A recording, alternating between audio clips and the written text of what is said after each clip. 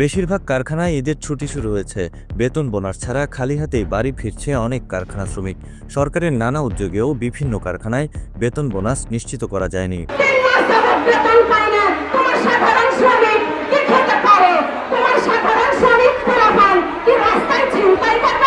এমন পরিস্থিতিতে বেতন পরিশোধ ও বোনাসের দাবিতে সপ্তাহখানেক ধরে শ্রম ভবনের সামনে অবস্থান কর্মসূচি পালন করছে পোশাক শ্রমিকরা। এছাড়া নারায়ণগঞ্জ ও গাজীপুর সহ বিভিন্ন স্থানে দাবি আদায়ে সরব তারা।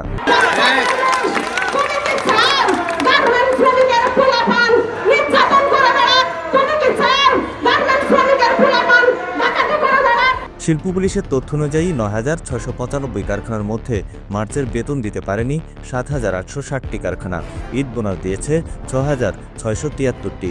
৩,০২২টি কারখানায় বোনাসও দিতে পারেনি। যে মালিক বকেয়া রেখেছে, শ্রমের ঘামের দাম পরিশোধ করছে না, সেই মালিককে তো আমরা গ্রেফতার করতে দেখছি না। বিজিএম এর তথ্য অনুযায়ী ২,১০৭ কারখানার মধ্যে মার্চের বেতন ১৫-৩০ দিনের পরিশোধ করেছে ৮৩.২০% কারখানা, যা ছুটির আগেই দেওয়ার কথা। এদের বোনাস দেওয়া হয়েছে ৯৪.৭৮%। ফেব্রুয়ারির বেতন দেয়নি ২,১০৭ প্রতিষ্ঠানের মধ্যে ৮টি প্রতিষ্ঠান। বেঁধে দেওয়া সময়ের মধ্যে শ্রমিকদের বেতন বোনাস না দেয়ায় ১২ কারখানার মালিকের বিদেশ যাত্রায় নিষেধাজ্ঞা দিয়েছে সরকার। তারা বেতন বোনাস না দেওয়া পর্যন্ত বিদেশ যেতে পারবেন না।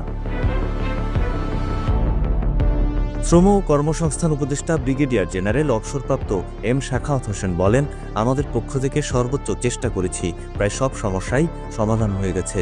এই ঈদ অন্যান্য ঈদ থেকে অনেক ভালো। অন্যান্য বছরের তুলনায় শ্রমিক অসন্তোষ কম। সৈয়দ মাহমুদ, কালের কণ্ঠ।